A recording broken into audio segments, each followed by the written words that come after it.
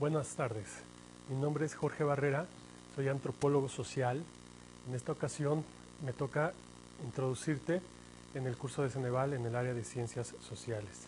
Llevo 8 años trabajando esta parte, preparando a jóvenes, preparando personas para presentar eficazmente este curso.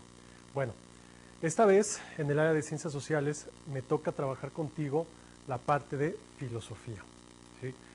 Es una materia, es una ciencia, un área del pensamiento humano muy extensa, en algunos momentos muy compleja, pero lo importante de la filosofía es que te ayuda o nos va a ayudar a pensar, a analizar, a comprender y a dar argumentos de manera verídica y real. Para eso sirve la filosofía. Entonces, como tal, la filosofía, en un principio, como todas las ciencias, tenemos que hablar de los fundamentos de la filosofía. Es muy importante que tú tomes en cuenta esto. ¿Por qué? Porque aprendiendo bien los fundamentos filosóficos, que está llena de conceptos, de palabras, de tecnicismos, no tan complicados algunos, vas a poder entender paulatinamente todo el proceso filosófico, todo el proceso del pensamiento del ser humano, ¿sí? Bueno, vamos a comenzar. El objetivo general de este curso de filosofía para Ceneval es generar en el alumno una concientización social basándose en los principios filosóficos en torno al cuestionamiento del pensamiento humano y sus manifestaciones ideológicas. Esto va a ser lo más importante, lo que yo te voy a transmitir, que tú puedas conseguir dentro de este curso de filosofía. Para esta ocasión, para este primer módulo, el objetivo particular es comprender la importancia del estudio de la filosofía como un saber global e integrador a partir de la consideración de los planteamientos prefilosóficos en diversas civilizaciones y los elementos que conformarán a la filosofía, además de la relación con otras disciplinas como la religión y la ciencia. ¿Sí? Estos van a ser los objetivos que vamos a trabajar durante este curso de filosofía para Ceneval. Para esto, primero vamos a empezar con el concepto, lo fundamental. Vamos a empezar con la etimología como tal. La palabra filosofía viene del griego philos, que significa amor, y sofía, que significa sabiduría. Esto es muy importante. Se le da la patente de la filosofía a los griegos. Comúnmente se piensa que la filosofía surge en Grecia, en la Grecia antigua, pero no es así. ¿Sí? La filosofía como tal siempre ha existido, desde que aparece el ser humano ya como civilización, a crear los conceptos de vida, los conceptos de muerte, esta conciencia de existencia, esta conciencia de su entorno, de su hábitat, el ser humano empieza a crear filosofía. La diferencia es que los griegos la van a estructurar como ciencia, son cosas distintas. Es decir, por ejemplo, los griegos tenían una serie de hábitos muy interesantes como civilización. Los que deseaban ser pensadores o científicos de la época, que a la postre se les va a llamar filósofos, tenían la costumbre de repente de viajar. ¿Sí? Salían de las provincias griegas, se iban a Asia, a Medio Oriente, y se dieron cuenta que los pensamientos del ser humano, esta conciencia de existencia, esta parte de este cuestionamiento que tenemos por naturaleza, estaba presente en las diferentes civilizaciones. Esto trajo consigo que a su regreso a sus tierras griegas, los pensadores o estos primeros pensadores empezaran a estructurar esta nueva ciencia como tal, ¿sí? Entonces, por decirlo así, la historia reconoce la patente de la filosofía para los griegos, pero como tal, el origen de la filosofía aparece en todas las civilizaciones del antiguo mundo. Entonces, de ahí vamos a entender que el concepto de filosofía, además de ser ese amor a la sabiduría, la filosofía va a ser una ciencia que busca explicar el porqué de las cosas, mediante argumentos reales, tangibles, lógicos y verdaderos. ¿Qué quiere decir esto? Tú como ser humano, nosotros como seres humanos, siempre estamos pensando. Es mentira que cuando tú le preguntas a alguien en qué estás pensando y ese alguien te dice en nada, realmente esté pensando en nada, simplemente no te quiere decir tus pensamientos, ya que la única forma hasta este momento que podemos deducir que se deja de pensar es cuando morimos.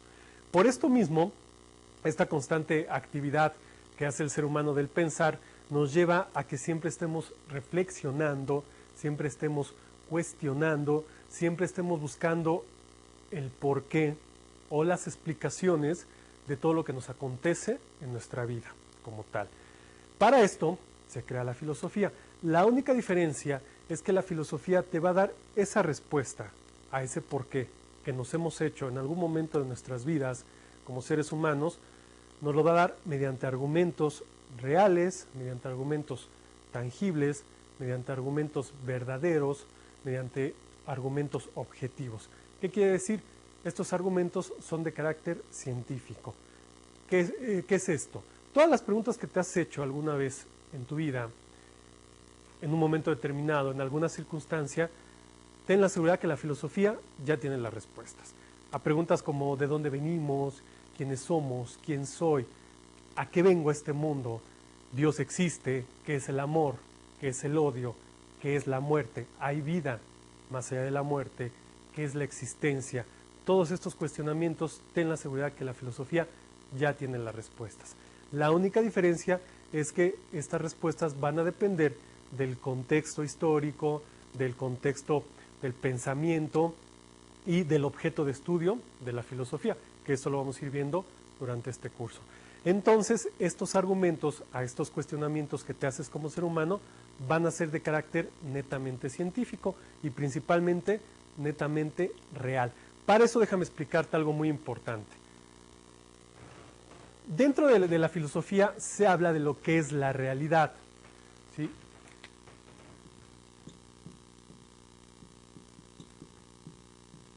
Si tú te preguntas qué es la realidad, generalmente respondemos cosas así: es lo que vivimos, es lo que hacemos día a día, es lo que existe, es lo que razonamos, etc. Y claro, tienes razón, o tenemos razón en este concepto de realidad.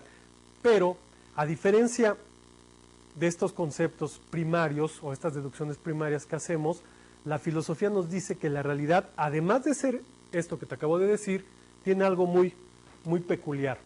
La realidad, además de ser tangible, es decir, que la puedes tocar, que la puedes palpar, además de que existe, es decir, te das cuenta que está ahí, además de que es verdadera, ¿sí?, tiene una característica primordial. La realidad tangible que existe, que es verdadera, que también se razona, que también se siente. Estas características son común a todos. ¿Qué quiere decir esto? Que la realidad, con estas características que te acabo de mencionar, son comunes a todos, es decir, las vemos de igual forma, tanto como para ti, como para mí, como para todos los demás. Si yo te dijera ahorita que acabo de hablar con Dios, ¿qué es lo que pensarías? No tienes por qué responderle, ni por qué deducirlo mucho, porque yo pensaría exactamente lo mismo. ¿Por qué? Porque no es común a todos. Sin embargo, si yo te dijera que Dios existe y pertenecemos a una misma religión o a una misma creencia, en ese entonces esa realidad sería común a todos, ¿sí? Eso va a ser la característica del pensamiento filosófico en torno a la realidad. Ahora, ¿qué sucede cuando el pensamiento en torno a la realidad no es común a todos?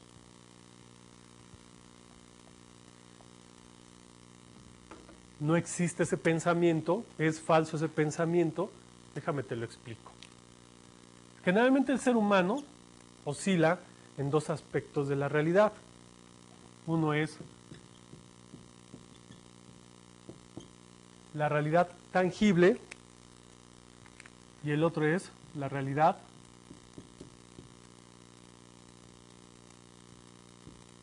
alterna. ¿Qué quiere decir esto? La realidad tangible es aquella, como te lo decía hace un momento, que es común a todos, es decir, que existe como tal, ¿sí? Y la realidad alterna, claro que también existe, pero a diferencia de la realidad tangible, la realidad alterna solamente existe en mis pensamientos. Y esto puede estar manifestado, por ejemplo, en el imaginario, es decir, lo que yo creo, lo que yo siento, lo que yo deduzco. En los términos de la filosofía o de la, por ejemplo, de la psicología, de la antropología, sociología y demás ciencias que estudian al ser humano, esta realidad alterna también se le llama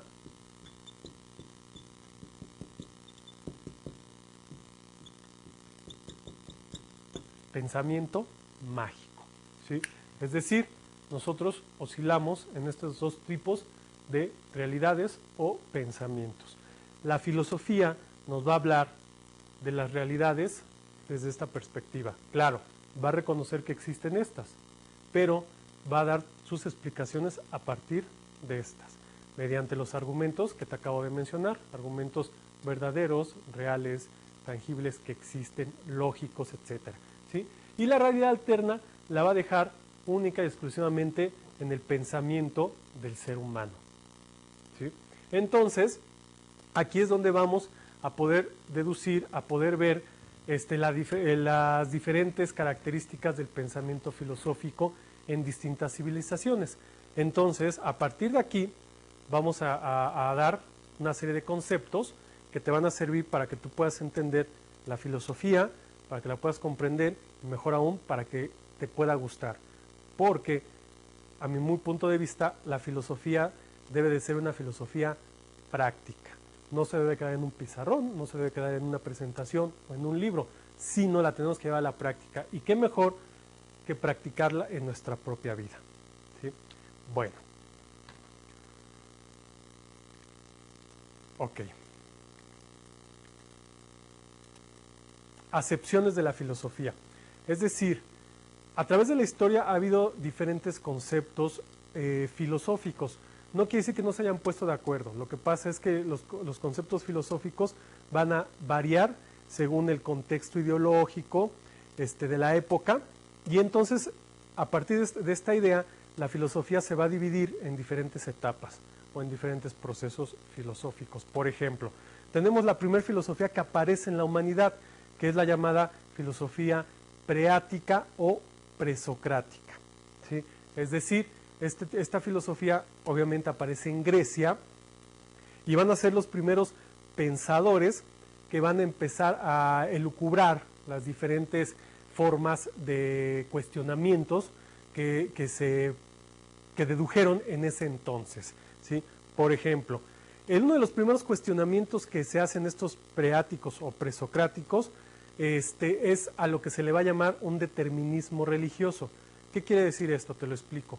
Un determinismo religioso no quiere decir un ateísmo. Falta mucho para que se desarrolle la vertiente atea, es decir, la negación de la existencia de Dios.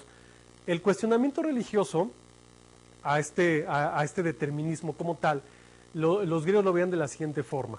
Los griegos eran una civilización, sabemos, totalmente religiosa, que basaba su vida, que basaba su propia existencia o su calidad de ser humano al designio de los dioses. Podemos ver algunas películas, algunos libros que nos dejan ver estas características. Hemos escuchado algunas veces de lo que eran los oráculos, por ejemplo, los que trataban de vaticinar el futuro o los que trataban de vaticinar que es hacer o no hacer ciertas actividades, ir o no ir a la guerra o dedicarte a cierta actividad como persona. Entonces, los griegos estaban determinados por su religión. Cuando aparecen estos primeros pensadores preáticos o presocráticos, se dieron cuenta que el ser humano como tal, hacía algo que no hacían otras especies de su medio o de su entorno. Ese algo, los griegos lo llamaron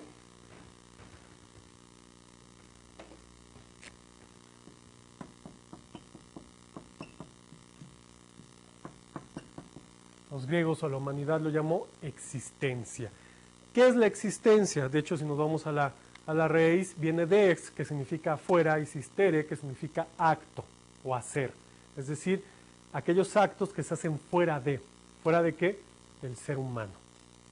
Cuando los griegos se dieron cuenta de esto, principalmente los presocráticos y el apogeo griego, empezaron ese cuestionamiento religioso. ¿Por qué?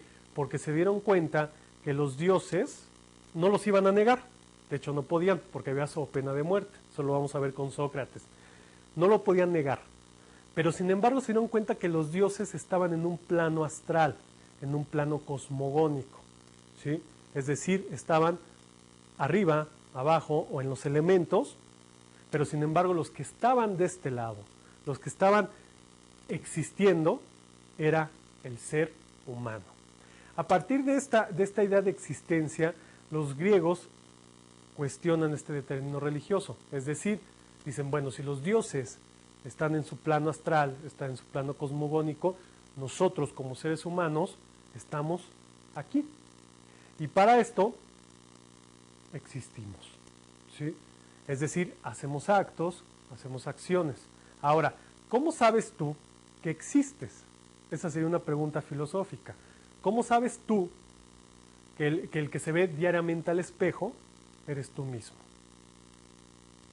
Esta pregunta, además de es una pregunta muy común en la filosofía, la respuesta no es tan complicada, solamente hay que pensar, porque eso sí, la filosofía nos pide un requisito primordial, que es pensar. Pensar y analizar. Analizar aquello que existe, aquello que es real. Ok, respondiéndote la pregunta, ya te di tiempo para que la pienses. Tú te das cuenta de que existes, tú te das cuenta del que se ve diariamente al espejo, del que se ve en esa foto, ¿sí? Del que le dan X o Y nombre, eres tú. A ese constructo de ideas y de pensamientos se le llama existencia, y tú te das cuenta de que existes o de que existimos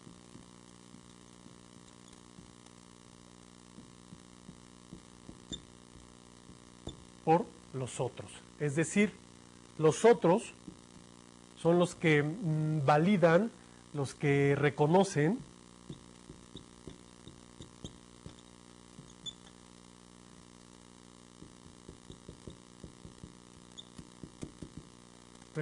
la existencia. ¿Qué quiere decir esto? ¿Quién te dice que eres tú? ¿Quién te valida que eres tú? Somos nosotros. Y a su vez, nosotros validamos la existencia de los otros. Es decir, es un círculo como tal. Y es la forma que tú compruebas de que existes. ¿Sí? De todas maneras, más adelante, en el trayecto de este curso, vamos a ir aclarando todas estas dudas o todos estos cuestionamientos. Ahorita lo que me interesa es que tengas clara la idea de lo que es la existencia. La existencia son los actos que validan, que reconocen los otros. Y a su vez, nosotros validamos la existencia de los otros. ¿Sí? Ok. Esta fue una primera premisa que encontraron los griegos. Por lo tanto, a partir de aquí, empiezan a cuestionar este determinado religioso, si realmente son los dioses los que determinan la existencia del ser humano o los actos del ser humano, o si realmente es el ser humano es el que decide su propia existencia. Para esto empezaron a hacer una serie de cuestionamientos, los cuales iban enfocados a tratar de explicar de manera racional, de manera científica, lo que era la filosofía, lo que era la existencia, lo que era el ser humano. Entonces, una primera premisa a estos cuestionamientos fue la explicación del origen de las cosas. Es decir, en la filosofía preática o presocrática, el objetivo primordial era buscar la explicación al origen de las cosas. Cuando nos adentremos a los pensamientos de cada uno de estos filósofos, vamos a ver las diferentes explicaciones, los diferentes argumentos que daban al origen de las cosas. Hay que reconocer algunos argumentos, podemos tal vez interpretarlos como muy pueriles o muy simples, pero hay que recordar que estos pensamientos aparecen en el siglo VII, siglo VI antes de Cristo. Es decir, no había todo ese bagaje tecnológico y científico para tratar de comprobar si estos primeros pensamientos eran reales o falsos. Pero aunque no lo creas, alguno de estos argumentos, por tal vez muy simple que pensemos, tienen mucha validez, incluso hasta nuestros días. Pero como te lo dije, eso lo vamos a ver ya cuando entremos en materia a cada uno de los pensamientos filosóficos. Ok. Después de la filosofía preática o presocrática, vamos a hablar del apogeo griego. El apogeo griego estuvo representado principalmente por Sócrates, Platón y Aristóteles. Así fue la cadena. Memorízate estos tres nombres, los puedes memorizar como forma de spa, ¿sí? Sócrates, Platón y Aristóteles. El spa griego, por así decirlo. Cuando aparecen estos grandes pensadores en la humanidad, ya dan como una forma ya estructurada a la filosofía, ya como ciencia, ya como forma del pensamiento humano, y empiezan, obviamente, retomando la filosofía preática o presocrática, retoman estas ideas de existencia, de lo que es el ser, etcétera, y lo aplican al pensamiento humano. Y mejor aún, lo empiezan a transmitir, lo empiezan a enseñar. El primero de ellos, de este apogeo griego, va a ser Sócrates como tal. Una característica de Sócrates, repito, más adelante vamos a adentrarnos un poco más, Sócrates no escribía nada, ¿sí? Todo era hablado, como lo estamos haciendo ahorita. Entonces, pues transmitía sus conocimientos, sus ideas, hacía reflexionar al ser humano. De hecho, si Sócrates hubiera existido en nuestra época, hubiera sido un gran terapeuta, ya que por su metodología de enseñanza y su forma de enseñar, llegaba a esa reflexión interna del propio ser humano. Después tuvo su discípulo llamado Platón, el cual va a retomar las enseñanzas de Sócrates, pero a diferencia de su maestro Sócrates, Platón va a estructurar de una forma ya más metódica, más metodológica, más hasta cierto punto más esquematizada lo que es la filosofía de la época. De hecho, podemos hablar que a partir de Platón ya se estructura la ciencia filosófica ya conglomerada como es. De hecho, como un dato que te puede servir, el primer concepto de ciencia que aparece en la humanidad como tal lo da Platón. Sí, con eso te digo todo. Y ya después de Platón, cuando hablemos de él, nos vamos a encontrar del pensamiento racional, del pensamiento de las emociones, y algo muy importante, vamos a hablar de lo que es el amor platónico. Que déjame decirte que como entendemos el amor platónico en la actualidad, sí hay una discrepancia, hay una pequeña confusión, porque pensamos que el amor platónico es aquel amor inalcanzable, y por el contrario, ¿no? El amor platónico es algo real, es algo que existe. Eso lo veremos cuando platiquemos con Platón o de Platón. Ya después de Platón va a venir su discípulo Aristóteles. Aristóteles va a desarrollar una metodología totalmente lógica. De hecho, yo te podría decir que de los tres pensadores, Aristóteles va a ser el más complejo, el más de repente difícil de entender. De hecho, Aristóteles desarrolla lo que es la lógica matemática, lo que es la lógica como tal, algo que vamos a trabajar en filosofía, lo que son los juicios, incluso Aristóteles desarrolla el concepto de psicología, que no es el concepto como conocemos en la actualidad, sino es el concepto antiguo, el estudio de la mente. Vamos a ver qué es la mente como tal, o el estudio del alma, perdón, vamos a ver qué es el alma como tal para los griegos. Entonces esto lo va a desarrollar Aristóteles. Y a partir de ellos, pues vamos a ver que muchos de estos pensamientos que dio Sócrates, Platón y Aristóteles, incluso no se han superado en la actualidad. Siguen vigentes, de hecho se siguen renovando, se siguen ampliando, se siguen deduciendo para poder comprender más el pensamiento humano. Ahora, estos tres tienen una característica muy, muy importante. Los tres trataban de estructurar de manera más racional la idea del ser. Y algo muy, muy puntual. El ser, su inmortalidad y sobre todo la esencia del ser. Déjame te explico esto.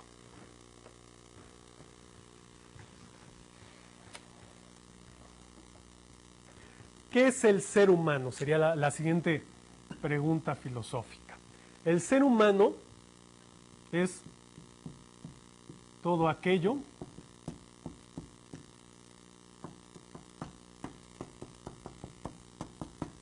que existe. A diferencia del ente. El ente es aquello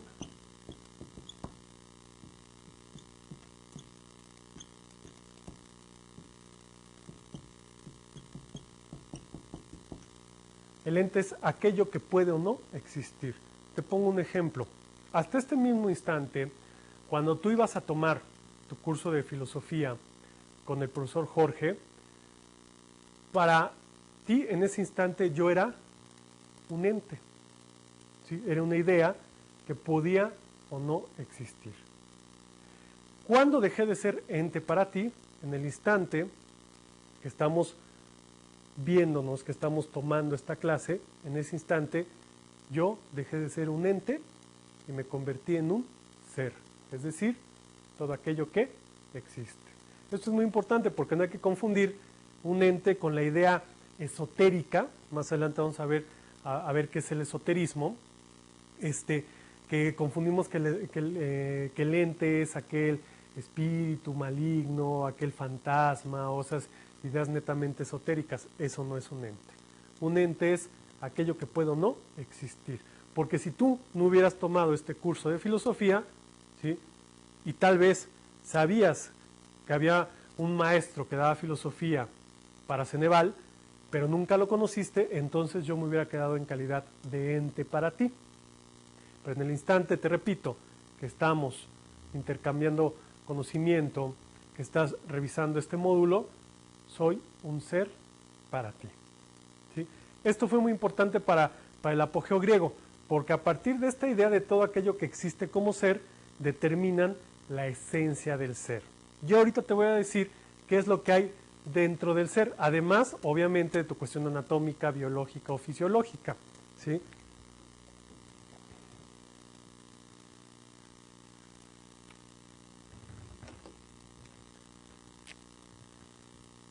¿Qué hay dentro del ser? Hay una esencia.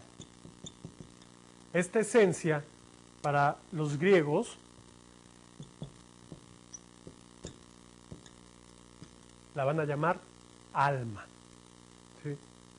Tú me puedes decir en este instante, oye, pero es que yo sabía que la filosofía cuestiona la religión, me acabas de decir que los griegos cuestionaban ese determinismo religioso, y entonces, ¿por qué estás utilizando la palabra alma? Ojo, aquí es muy importante. Una cosa es el alma y otra cosa es el espíritu. Cuando hablemos de filosofía medieval o católico-cristiana, te voy a explicar la diferencia.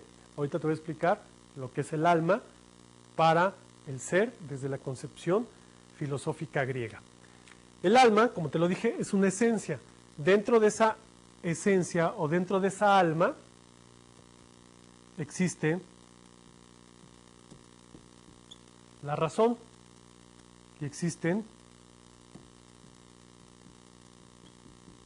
los sentimientos o las emociones o el aspecto sensible, es decir, el sentir.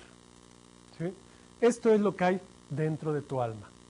Pero, ¿cómo? Obviamente, para la filosofía siempre te va a dar una explicación para todo. ¿Cómo puedes decirme tú que a partir de ese razonamiento o de ese sentir, cómo yo puedo comprobar que tengo un alma? Ah, bueno, esa alma se va a manifestar en actos, en esa existencia, como te lo decía hace un momento. ¿Y en qué se manifiesta la existencia o los actos del alma, o de ese razón o de ese sentir? Se manifiesta en materia. Y esa materia se le puede llamar cuerpo. ¿Sí? Es decir, con este modelo, así de sencillo, de simple, tú puedes comprobar que tienes alma, sin meternos en ningún aspecto religioso. Es decir, tienes razonamiento, tienes emociones, sentimientos, un aspecto sensible y además tienes un cuerpo. Dentro de esa alma o de esa esencia está esta razón y este sentir, y están tus pensamientos, que es lo que le va a dar mucho énfasis los griegos a esta parte. porque para los griegos esta parte de la materia del cuerpo era transitoria, ¿sí? Porque lo que importaba era esto. Por eso los griegos te hablan de la inmortalidad del alma, ¿sí? Porque para los griegos el pensamiento o la razón siempre va a existir. Y eso va a ser una característica del ser humano. Y esto lo va a poner muy en énfasis Sócrates, Platón y Aristóteles. Ok.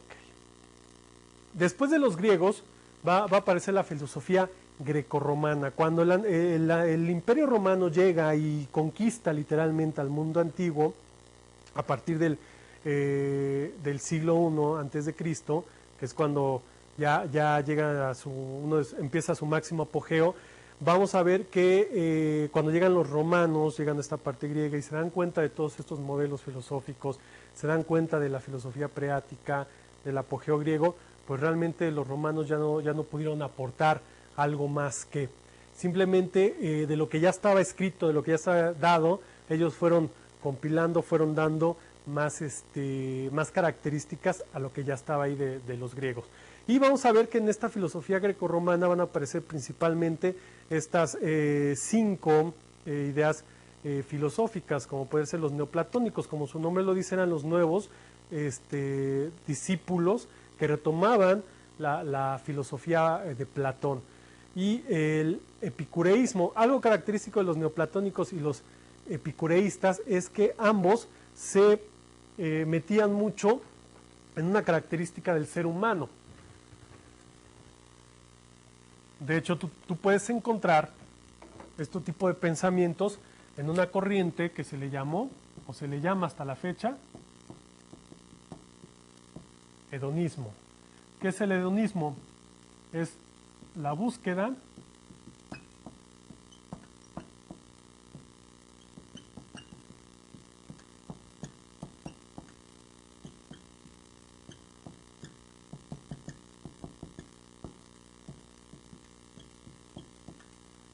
del máximo placer con el mínimo de dolor.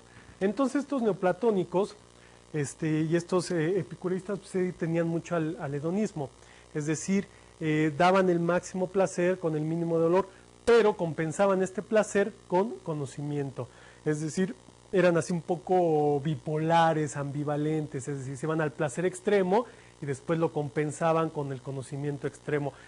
¿Y por qué hacían esto? Por las ideas de Platón. Cuando veamos las características del alma en Platón, vamos a entender mejor esta ambivalencia o bipolaridad de los neoplatónicos o de los hedonistas. Okay. Después viene el estoicismo. El estoicismo era una forma de vida de los romanos. De hecho, la idea del estoicismo nos dice que hay que mantenerse firme mediante la razón, ya que los sentimientos o las emociones engañan y debilitan. Esta era una idea muy clara en los romanos, porque incluso era su ideología de vida, el que tú te mantuvieras ante la adversidad, te mantendrías fuerte, te mantendrías firme mediante la razón, porque si te entregabas a las emociones, te debilitabas, perdías e incluso podías morir. Por eso vamos a entender que estas visiones ideológicas pues estaban muy marcadas, muy plasmadas en el ejército, y pues por eso llegaron a someter o a conquistar el mundo antiguo. Después viene la parte ecléctica. El eclecticismo es tomar lo bueno o lo mejor de cada ideología o de cada corriente filosófica. No quiere decir que te la fusiles, sino que vas a tomar lo mejor, lo que sea aplicable, lo que sea verdadero, lo que sea real, y lo vas a proyectar en una ideología o en una forma de vida o en una teoría. Esto se le llama eclecticismo. Después, una idea religiosa que tenían los romanos, o la filosofía grecorromana, era el panteísmo. El panteísmo era la creencia cosmogónica que el Dios supremo, por así decirlo, no tiene forma, sino está en todo el universo, y que en cada elemento existen dioses o existen esos seres animados, y que en un momento determinado estos dioses se van a conjugar en un todo, y ese todo lo vamos a llamar universo. Esta es una idea del panteísmo. E incluso los grecorromanos o los romanos, cuando morían, concebían que la esencia del propio ser humano se fusionaba a ese todo o a ese universo. De hecho, como dato que te puede servir, la palabra panteón, lo que concebimos como el lugar donde enterramos o sepultamos a los muertos, está mal empleada, porque panteón es donde se conjugaban todos los dioses como tal. El término que deberíamos de usar, por así decirlo, es cementerio. Pero bueno, coloquialmente se le llama panteón al lugar donde sepultamos o enterramos a los muertos, pero la acepción como tal es, te repito, el lugar donde se conjugan todos los dioses. Después viene la filosofía medieval. ¿Cuándo aparece la filosofía medieval? Cuando aparece uno de los grandes también pensadores o de los grandes filósofos llamado Jesús de Nazaret como tal. La historia reconoce a Jesús de Nazaret como un pensador, tal vez como un filósofo, que si era el Hijo de Dios y que si resucitó, bueno, es cuando ya comienza la parte del mito. Eso lo vamos a ver cuando hablemos de filosofía católico-cristiana. ¿Y por qué hay que hablar de filosofía medieval o filosofía católico-cristiana? Porque para poder entender la existencia de Dios y mejor aún, para poder entender la negación de la existencia de Dios, primero debemos de saber por qué Dios sí existe. Y eso es lo que se hablaba en la filosofía medieval. Todo giraba en torno al aspecto de Dios como fin y principio de todo, y así como la fe, como la idea unánime o la esencia del existir. Entonces, en este periodo de la filosofía medieval o filosofía católico-cristiana como tal, pues existieron dos personajes que van a ser muy importantes para dar el fundamento filosófico, teológico, al catolicismo cristiano de la época. Uno de ellos va a ser San Agustín de Hipona y otro de ellos va a ser Santo Tomás de Aquino. Ya más adelante hablaremos de sus características de cada uno.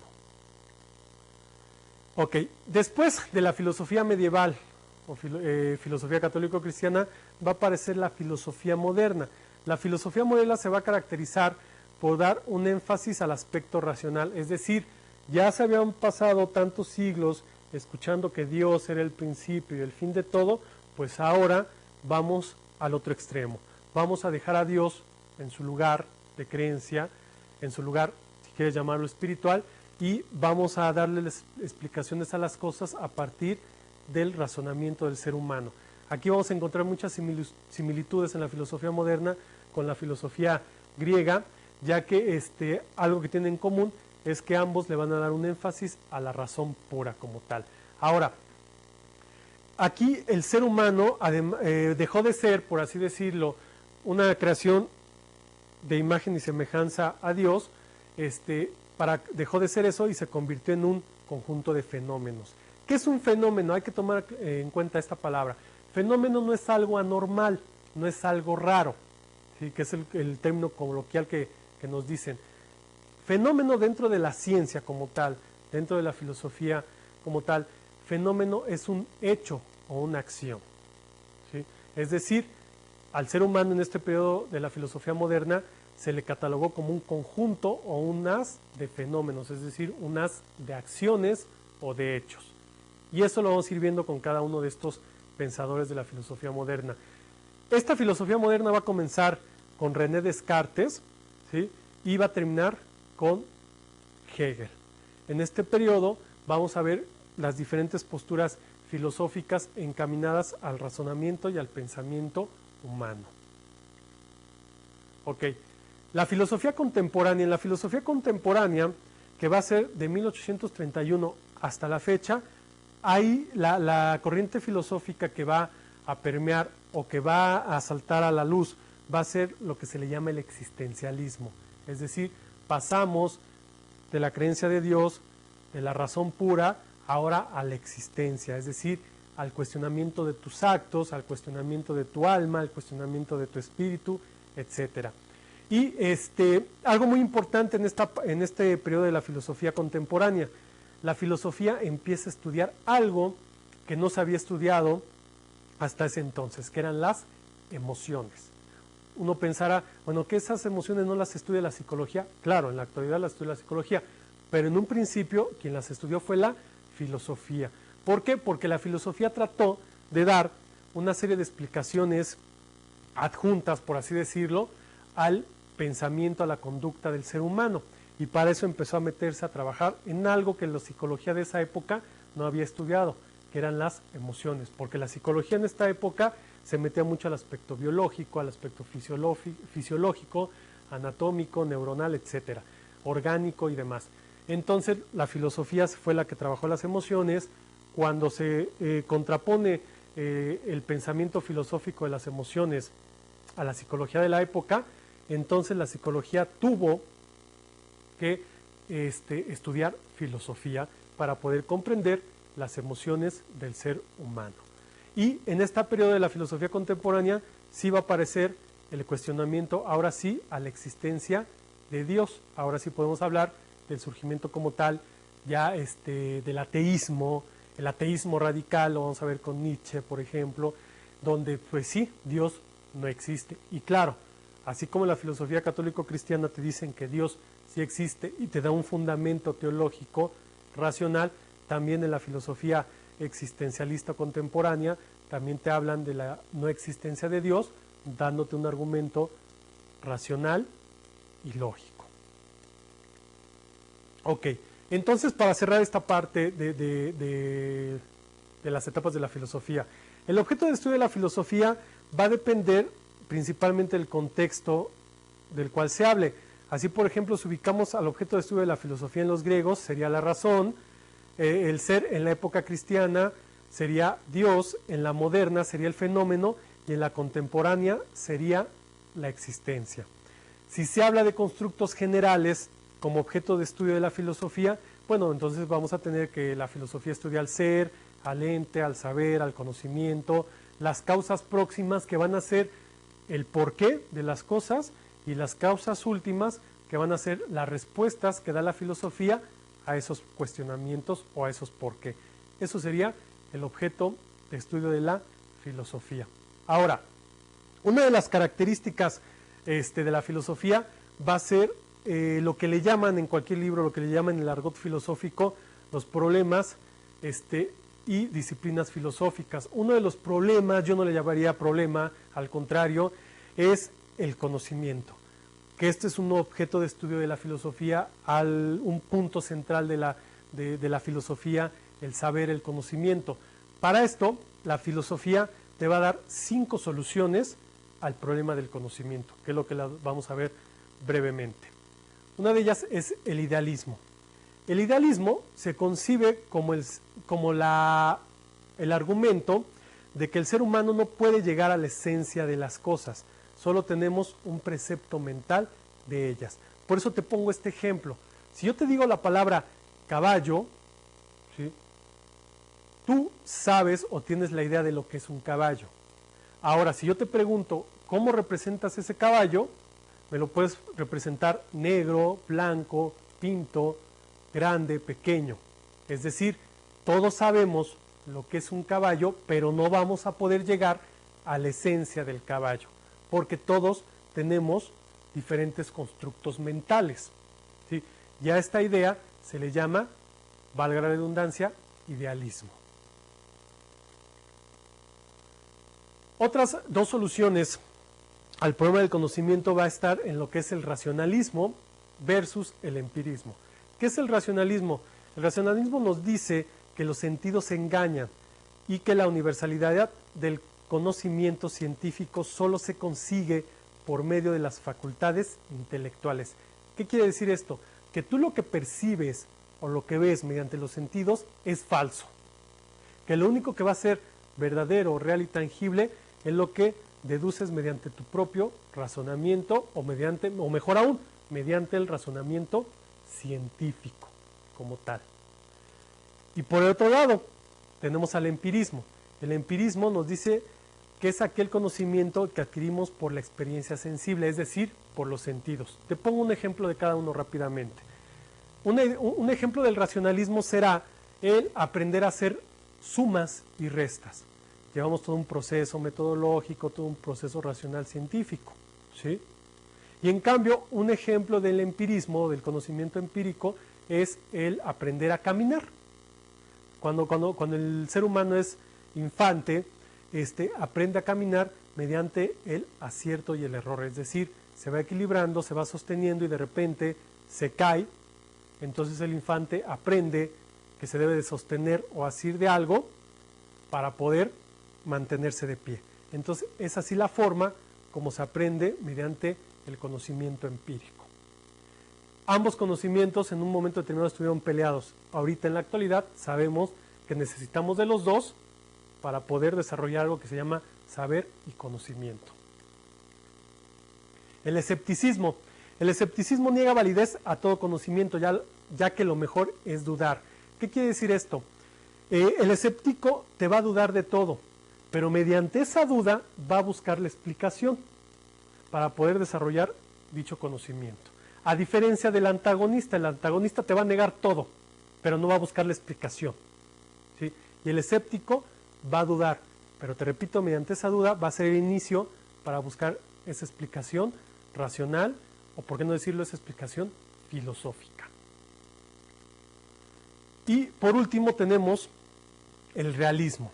El realismo sostiene que si tenemos conocimientos válidos, alcanzados tanto por los sentidos y la inteligencia, y que a su vez alcanzan a la misma realidad, que es independiente al sujeto cognoscente, es decir, que es tangible. ¿Qué quiere decir todo este rollo, por así decirlo? Te lo explico rápidamente, sin tanta vuelta. Si tú tienes tu aspecto racional y tu aspecto sensible, ya te dije que el racional es lo que tenemos en la mente, el pensamiento, la razón, cómo creamos y fabricamos ideas, y el aspecto sensible es lo que percibimos mediante los sentidos, el conocimiento que desarrollamos mediante experiencias, mediante ese saber que todos tenemos, o incluso ese aspecto sensible o sensitivo es la primera forma que aprende el ser humano, por así decirlo. Ambos unidos me van a dar una realidad. Es decir, esta realidad, como ya te lo dije en un principio de esta plática, esta realidad es aquello que existe y que es común a todos. Yo sé que el fuego quema. ¿Y cómo sé que el fuego quema? Porque lo toco, ¿sí? Ese sería tu aspecto sensible. Pero si me voy al aspecto racional, tengo que darle una explicación al por qué el fuego quema, no nada más por tocarlo. Y ahí es cuando yo empiezo a analizar y sé que hay un fenómeno que se llama combustión, que al conjugarse con el oxígeno desarrolla ciertas características que se convierten en energía y bla, bla, bla, bla, ¿sí? Y entonces ahí le estoy dando la perspectiva racional, la perspectiva de la inteligencia, y por lo tanto ambas explicaciones me van a dar una realidad, y esta realidad va a ser común a todos. Por eso vamos a entender que el fuego quema, que existe una ley de gravedad, ¿sí? Que existe el agua, que existe la vida, que existe la muerte, etcétera, por el conjunto de estas dos ideas. Y a estas dos ideas que te acabo de explicar se le llama realismo, ¿sí? Y este realismo va a ser independiente al sujeto cognoscente. ¿Quién es el sujeto cognoscente? Es el sujeto que aprende o que desarrolla conocimiento. Es decir, que esta realidad que aparece en la existencia del ser humano no va a ser dependiente de mí, sino va a ser independiente, es decir, va a estar ahí y se va a manifestar tanto en mis pensamientos, en mis ideas y en mi aspecto sensible como tal. ¿Sí? Ok. Bueno, este fue el breve acercamiento a los fundamentos filosóficos. Espero que te haya servido esta plática, donde vamos a abordar, o donde abordamos estas corrientes filosóficas, estos conceptos que se manejan en toda la filosofía. En toda la filosofía vamos a encontrar conceptos como ser, como ente, como existencia, como realidad, como pensamiento, que van a estar latentes en todo el contexto histórico de la filosofía, y por lo tanto, aprendiendo estos conceptos que acabamos de ver, vamos a poder entender lo que es la filosofía. Para eso te voy a dejar una actividad de aprendizaje que vas a poder consultar, donde esta actividad de aprendizaje está basada en lo que trabajamos el día de hoy. El siguiente módulo vamos a abordar una temática que también compete a la filosofía, que es la ciencia, donde hablaremos de lo que es la ciencia, cómo la vamos a desarrollar y cómo influye esta ciencia en el aspecto filosófico, para ir avanzando y desarrollando los preceptos que vas a necesitar para cuando presentes tu examen Ceneval en el área de filosofía, en el área de ciencias sociales. Y mejor aún, estos conceptos te van a servir para que adquieras un mayor conocimiento que vas a poder utilizar en la parte de ciencias sociales en el examen de Ceneval. Por mi parte es todo. Gracias. Mi nombre es Jorge Barrera, soy antropólogo social y nos vemos en el siguiente módulo.